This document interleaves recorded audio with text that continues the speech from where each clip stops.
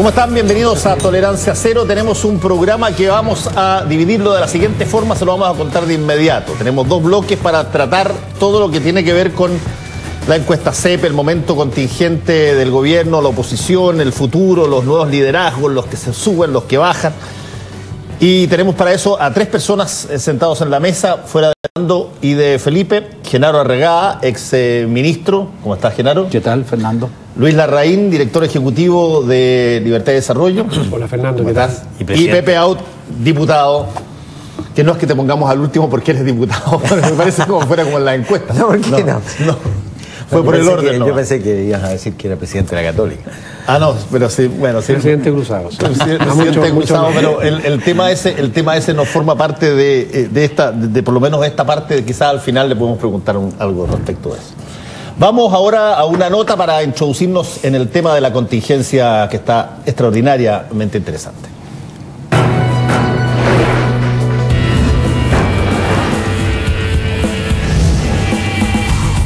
Pasó lo que para muchos era evidente que sucedería. Es evidente que vamos a tener dificultades.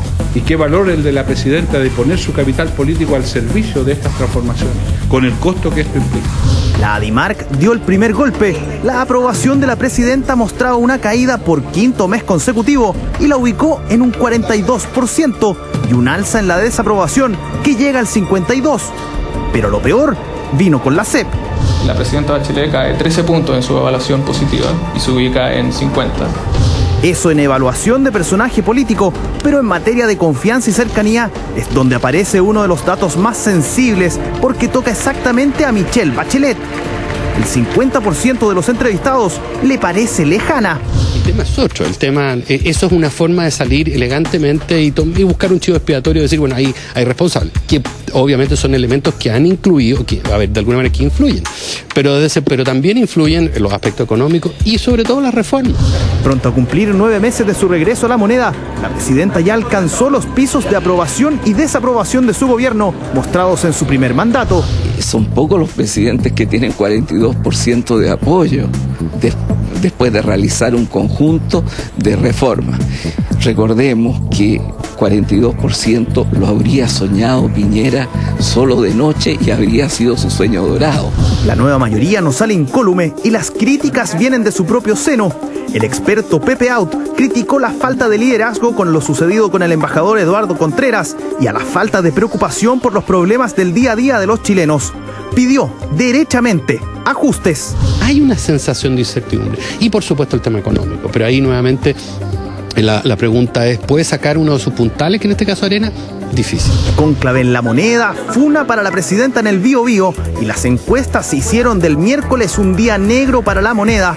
Peña y Lillo y Elizalde a poner la cara frente al país. El presidente no cambia los gabinetes sobre la base de encuestas, sino que sobre la base de evaluaciones bastante más profundas. Cuando hay dificultades económicas y cuando hay estados de ánimo en la opinión pública, los gobiernos tienen que escuchar lo que pasa, analizar lo que están haciendo, porque aquí no hay verdades absolutas.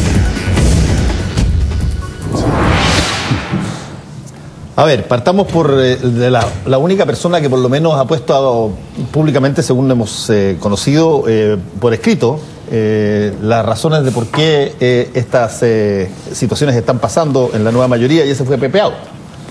Sacaste un informe que no sé cuál era el fin, que sería bueno saberlo porque lo que sabemos es la filtración de él nomás. ¿Cuál era el objetivo? ¿A quién se lo mandaste? Y cuéntanos un poco cuál era la visión del informe que causó tanto escozor esta semana después de la CEP.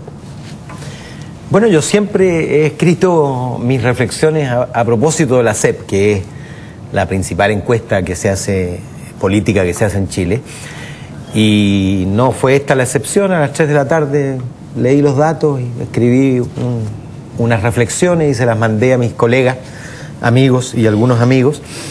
Y por supuesto uno sabe que cuando le entrega a más de una persona y por correo electrónico un papel, este papel ya no es privado y ya no te pertenece.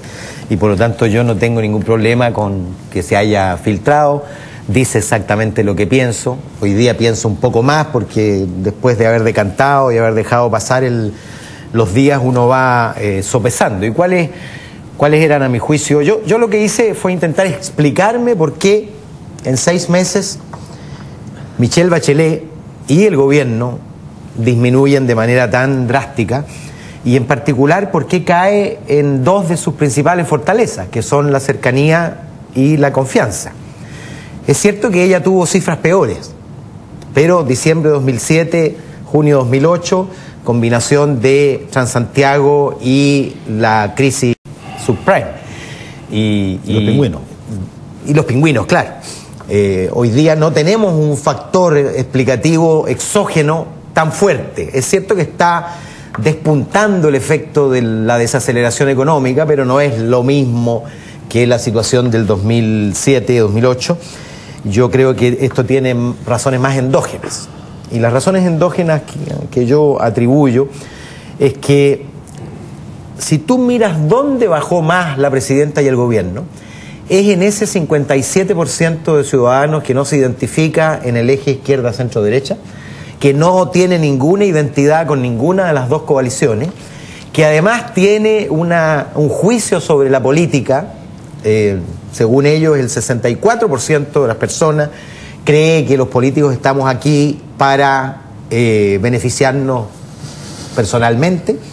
Un 49% cree que o muchos o casi todos los servidores públicos están involucrados en corrupción. Es decir, en ese electorado que tiene poco o nada interés en la política, particularmente mujeres, si tú te fijas, es donde más cayó, porque coincide con eso, el electorado menos politizado. Y eso es efecto, creo yo, de varias cosas simultáneas, digamos. Lo primero, a mi juicio, lo más fuerte, es la escasa presencia que ha tenido en la agenda la gestión concreta de soluciones a los problemas cotidianos. Y el contraste que hay entre las grandes reformas políticas y la falta de solución a los problemas cotidianos. Por ejemplo, cuando tú programas 60 hospitales para el futuro y al mismo tiempo te enteras de que se cierra una unidad de cuidados intensivos en un hospital pediátrico público. O cuando, cuando las reformas son comunicadas, y en particular la educacional, desde los objetivos ideológicos nacionales, fin al lucro, y no desde el interés de las familias. Y a ese 57% que no se identifica políticamente, no le interesa, francamente, ni el fin del lucro, ni el fin de la selección. Lo que le interesa es si acaso la reforma lo va o no lo va a beneficiar a su familia.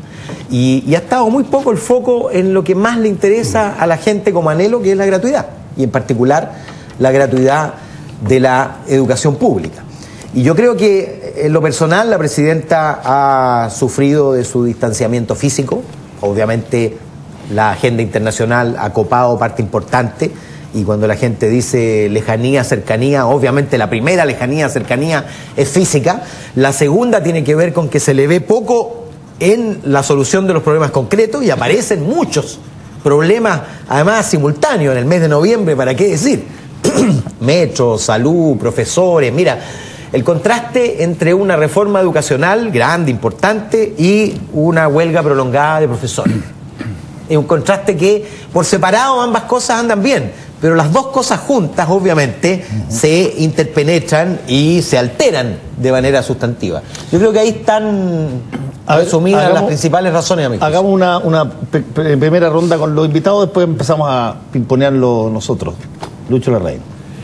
A ver, yo creo que lo que ha sucedido acá es que las encuestas, tanto la CEP como la DIMARC y algunas otras anteriores, CADEM también lo venían reflejando, están marcando un fenómeno político muy importante, que es que Michelle Bachelet, que ha sido el personaje político más importante que hemos tenido en los últimos años, está perdiendo su principal atributo político.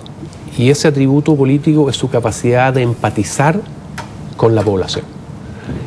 Lo que nosotros hemos visto ha sido un gobierno que se ha empeñado en dos reformas hasta ahora, la reforma tributaria y la reforma educacional, que tienen una raíz muy ideológica y que han sido implementadas de una manera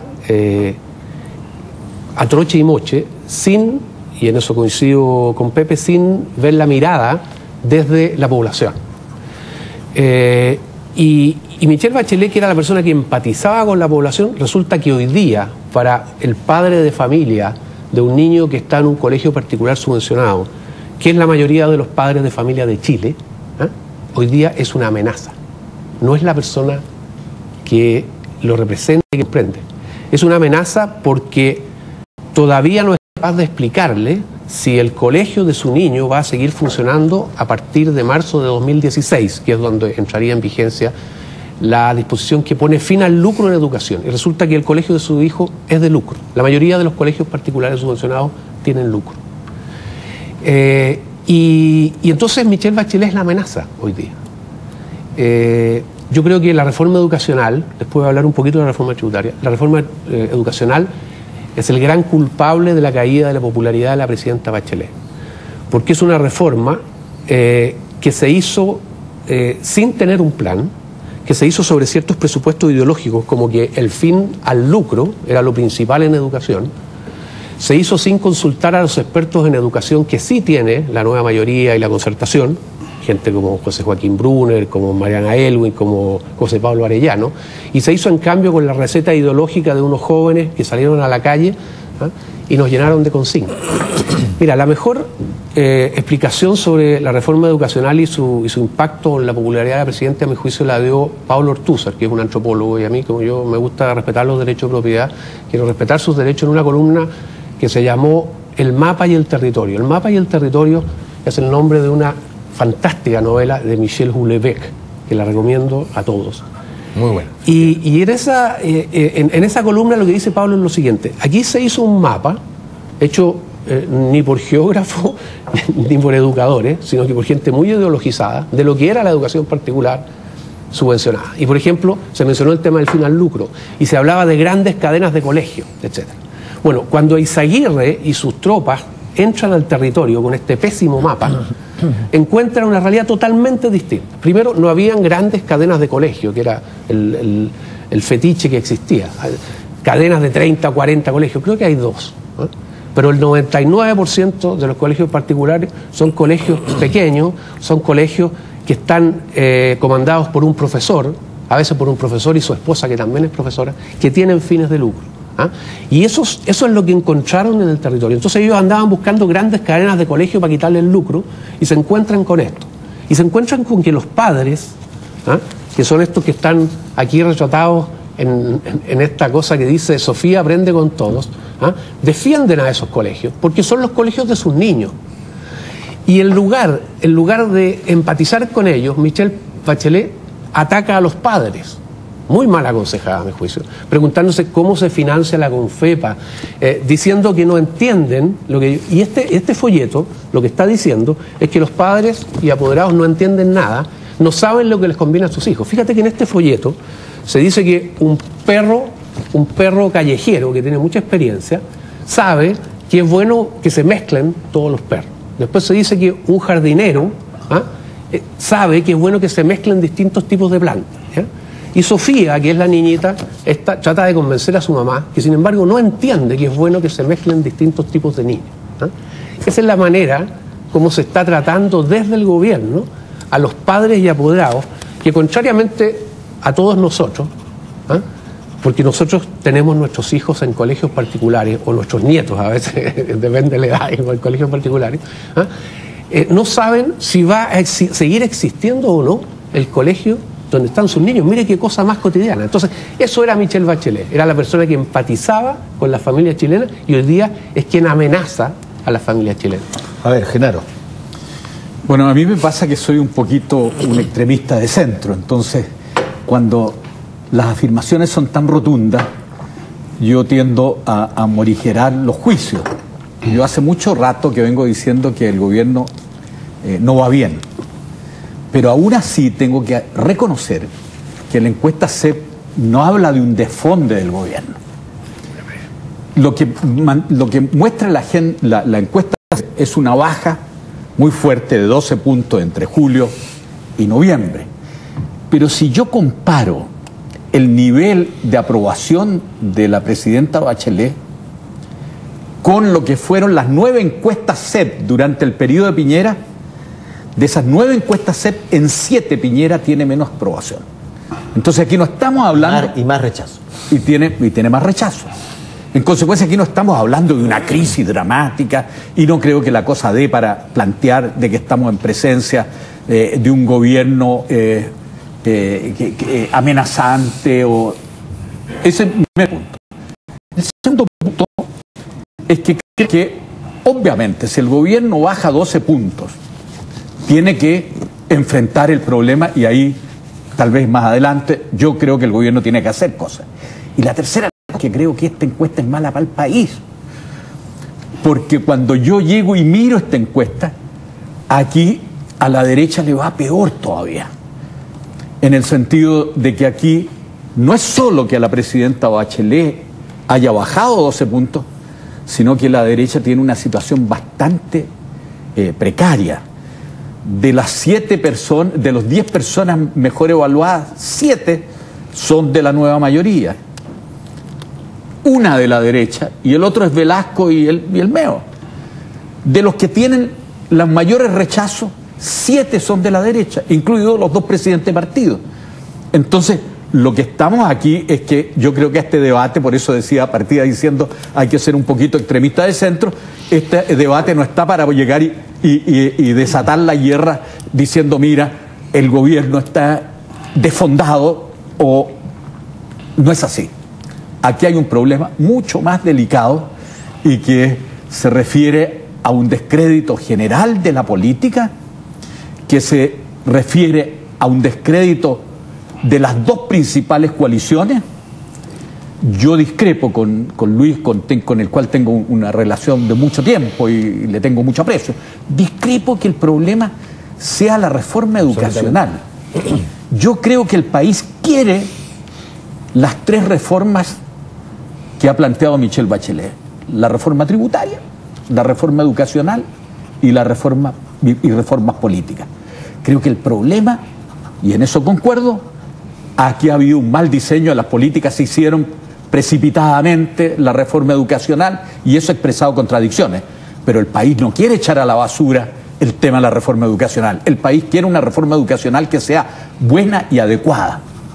Uno de los problemas que hay cuando uno lee las encuestas, sobre todo cuando hay miradas sesgadas, digamos, que las tenemos casi todos, digamos, porque mal que mal es un ente subjetivo, digamos, es que uno toma pedacitos de la encuesta, toma pedacitos de la otra, hace lo que los gringos llaman cherry picking, saca las cerezas de a uno, así, y dice, y pone acá al frente las cosas. Entonces, por ejemplo, dice, cae la presidenta Bachelet brutalmente e ignora absolutamente que, por ejemplo, para mi sorpresa, porque yo reconozco que fue sorpresivo, la persona que genera la mayor cantidad de aprobación es alguien que no solamente está a favor de la reforma, sino que además quiere profundizar la reforma. O la gente de pronto encontró que Meo era un personaje que apareció ayer. Meo ha prometido o ha señalado que él está por darle mar a Bolivia. Ha señalado que él está por legalizar la marihuana. Él ha señalado la Asamblea Constituyente. Él ha señalado que está por la eutanasia y por el aborto. Y, sin embargo, esa persona adquiere el mismo aprobación que la presidenta. Eso significa que, para que uno pueda leer sesgadamente la cosa, esa es una anomalía, hay que sacarlo aparte y no tomarlo en cuenta, o no tomar en cuenta, por ejemplo, que, como decía Genaro, de las 10 personas que tienen mayor aprobación, 7, y si que agregamos a Meo y a Andrés Velasco, 9 eran parte de la concertación, y el otro es Manuel José Asandón, que es el más díscolo de la derecha, donde uno podría decir, mira, en una de esas las ideas de la nueva mayoría no están tan malas, lo que se critica en la gestión, o se critica que no sean capaces de, por inexperto o por inepto, no sean capaces de efectivamente materializarla. ¿Puedo contestar eso, no? Por supuesto. Déjame agregarle un dato antes. Sí. A propósito de los independientes que hablaba Pepe, la mayor aprobación entre los independientes es Marco Enrique Milami. Exacto. Tiene un 47%. Entonces, ¿cómo se explica estos dos mundos? Yo creo que, claro, uno no puede interpretar las encuestas a su antojo. Los datos están ahí. Entonces, así como como Enrique Correa ha dicho con razón, a mi juicio, que aquí había un gran error de la nueva mayoría en creer que aquí había una gran izquierdización del país, también sería un error decir que aquí hay una derechización del país porque le va mal al gobierno, pero cuidado. O sea, yo digo lo siguiente, lo que sería una muy buena noticia para la derecha es que la nueva mayoría y el gobierno crean y defiendan públicamente que esta encuesta es tan mala para la derecha como lo es para el gobierno. Porque querría decir de que el problema de diagnóstico que tiene hoy día la nueva mayoría del gobierno es grave, es realmente grave. O sea, aquí esto es una encuesta que es muy mala para el gobierno. La persona que más baja su aprobación es la presidenta Bachelet. Baja 13 puntos. Yo no creo que haya dos personas que te digan de acuerdo contigo que es preocupante para la presidenta. Totalmente de acuerdo con eso. Es preocupante para la presidenta y claro, no quiere decir que la derecha esté en jauja, pero hoy día cada hora tiene su afán. Hoy día es la hora del gobierno, de las reformas de la presidenta Bachelet. Y respecto a tu lectura de Meo, es cierto que Meo aparece como una persona muy interesante, pero cuidado con cometer el mismo error que se ha cometido por la presidenta Bachelet, porque la presidenta Bachelet ganó con el 62% de los votos. Creer que la demanda por el fin al lucro que estaba incluida en su programa de gobierno es compartida por el 62% de la gente es tan equivocado como creer de que si Marcos Enrique Ominami el día de mañana, ojalá que no, porque no tengo ninguna gana que sea así, siendo presidente de la República, presenta un proyecto para entregarle mar a Bolivia, va a ser apoyado por la mayoría de la población chilena. ¿Te fijas tú? Solo que cada persona tiene... Leamos bien Fernando no hablaba. Bueno, a mí me parece que todos los puntos que han mencionado Pepe y todo ha sido un poco un cherry picking, cosas que se toman y se examinan y para mucha gente da la impresión entonces que se trata de errores o caminos tácticos que se tomaron y que se podían haber tomado otros. A mí me parece que, creo yo, que se entiende mejor un montón de cosas si las ponemos en el contexto de la naturaleza de este régimen. Este régimen o este gobierno que tiene vocación de régimen, pero por el momento es gobierno solamente, no llegó para administrar. Cuando uno llega a administrar, más o menos mantener las cosas como están o mejorarlas un poco, no, por supuesto, vive y revolotea, digamos, al nivel de la gente común y corriente. Uno está cerca a la gente porque no va a hacer ninguna cosa mayor. Si uno llega a hacer transformaciones profundas, si uno tiene una vocación revolucionaria o de transformaciones profundas, cambia completamente el cuento. Por definición, es un gobierno 100% político, en el sentido de que quiero cambiar las reglas de la polis. Entonces uno se mueve en esa esfera y por definición se distancia de la cosa diaria. De ahí, de esa misma naturaleza de cambio de régimen, viene esta visión que es propia de todos los grupos que quieren hacer un cambio y que están alimentados por una idea de que a ellos les parece de una verdad indiscutible. Entonces, evidentemente que la resistencia de la gente es inmediatamente vista como resultado de la ignorancia. La gente no entiende, hay que explicarle, hay que mandarle unas cartillas, hay que contratar a McCann-Erickson, hay que hacer una campaña de publicidad, se tienen que salir toda la calle a tocar puertas. Y lo que pasa es que ellos consideran su visión, y yo creo que la señora Presidente tiene una visión bastante cerrada ya hace mucho tiempo de la situación del país. Se convenció, como le pasa a todas las personas que tienen alguna, aunque sea una reliquia de pensamiento marxista, de que el capitalismo o lo que sea, ahora el modelo, se va a derrumbar la próxima semana. Viene el apocalipsis y hay que hacer algo al respecto. Ese algo son las transformaciones profundas. Ella está convencida de eso. Por eso que quienes hasta no hace mucho pensaban que ella iba a ser la que ponía los frenos, la moderación, estaban muy equivocados. Ella es una de las personas más decididas dentro del gobierno y se lo dijo en la cara a los empresarios en la ENADE.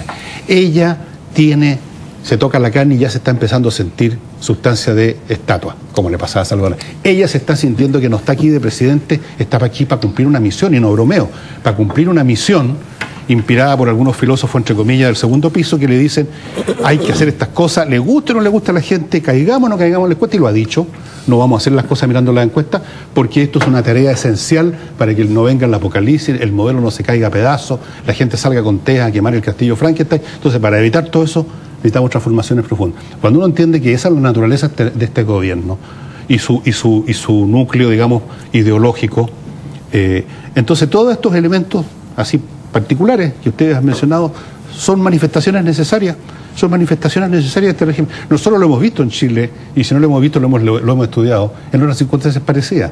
Uno tiene una visión y los que se obstaculizan son digamos, personas que no entienden y hay que pasar por encima de ellos de una forma o de otra. Ojalá estén con nosotros, pero llegado el caso los vamos a echar a un lado porque la tarea es demasiado importante. Ese es este régimen. Perdón, mire, yo creo que si uno busca interpretar este gobierno a través de los esquemas tradicionales hasta 4 o 5 años atrás, este no es un gobierno que quiera crear la Alemania Oriental en Chile. Eso no tiene sentido. No es tampoco un gobierno que esté interesado mirando al chavismo. Tampoco tiene sentido. Entonces uno dice, ¿qué es lo que está haciendo este gobierno? A mi juicio, este gobierno, yo le pondría un mérito en el hecho de perseguir un aumento de los tributos que era imprescindible, porque los tributos eran muy bajos. En segundo lugar, una reforma educacional que la aclaman y a continuación reformas políticas. ¿Cuál ha sido su defecto? Yo lo he escrito en distintas partes y he sido crítico respecto de esto. Que le ha hecho un colgajo cada semana o con una nueva reforma. Con lo cual lo que tenemos hoy día es que el propio gobierno ha desvalorizado su agenda. Porque si se hubiera concentrado todo su esfuerzo reformista en esos 3 puntos de la agenda, habría tenido una gran sintonía con el país. Pero si le agregamos la reforma laboral, le agregamos la elección directa a los intendentes, le agregamos y le vamos agregando, la gente llega y dice, no, esto es demasiado. Y la gente le gusta el cambio, pero también le gusta el orden y le gusta la estabilidad. Si tú prometes demasiadas reformas, te vas a distanciar del país. Y eso es lo que yo creo que le está pasando a ella. ¿Qué es lo que a mi juicio debiera hacer?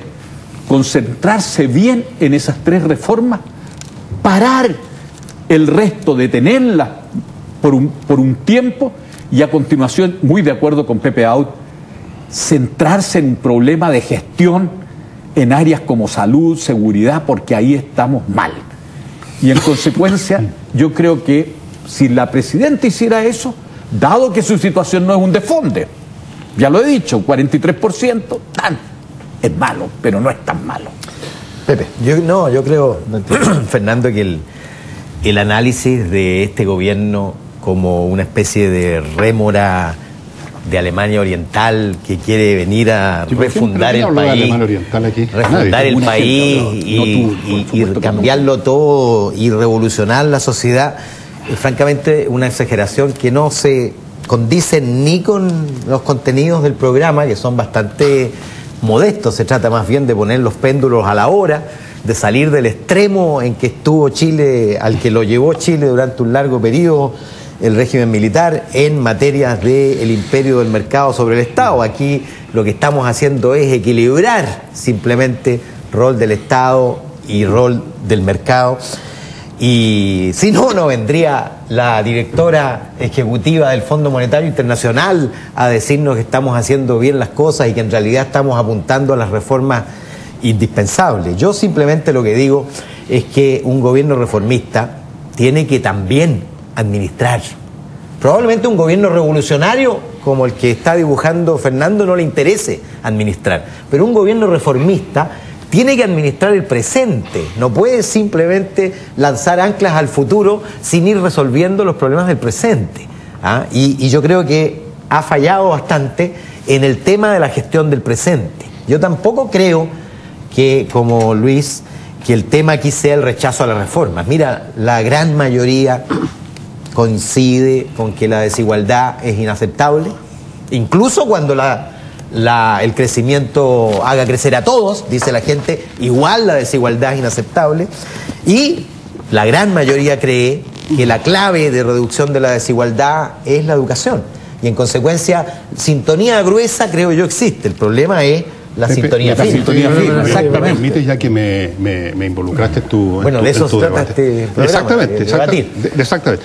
Bueno, yo creo que en general los que pretenden cambio, y no voy a evaluar si son buenos o malos, sino que los que pretenden cambio en general suelen, como tú lo has demostrado, ser un poco miope en la dimensión de lo que ellos mismos están haciendo.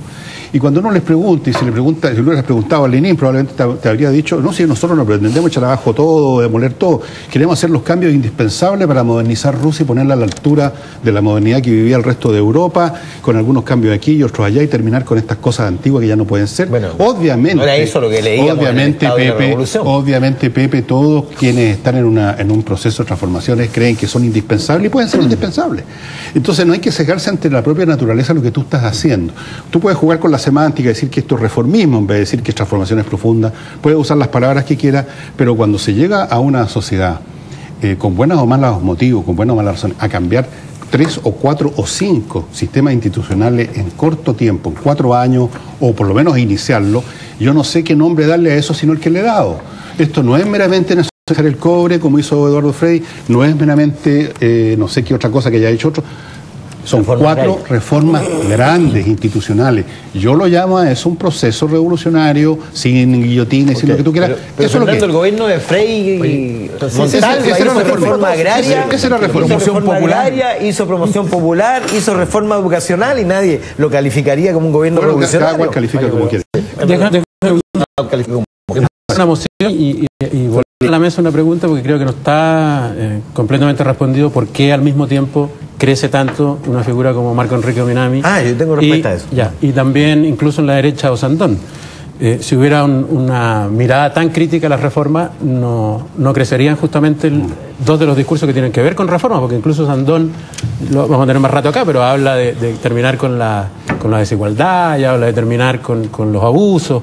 Es un discurso en alguna medida parecido en ese sentido al de Marco Enrique. Entonces hay que explicar un poco eso porque no se entiende muy bien si la gente está tan en contra de las reformas, porque los que crecen son los que quieren acelerar las reformas de alguna manera.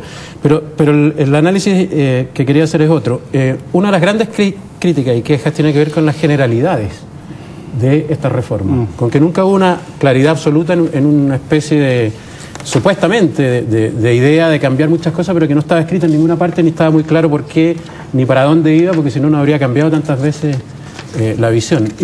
Y antes de que saliera la encuesta, en esa reunión que hubo en La Moneda, el llamado cónclave, que fue previo a esta cifra, la idea del gobierno era justamente lo mismo que dice Pepe ahora, cambiar el enfoque y dedicarse a temas como el crecimiento económico, como la seguridad ciudadana, la salud pública, el metro incluso. Equilibrarlo, pero además, en tan vagos y tan generales como lo de las 3 reformas.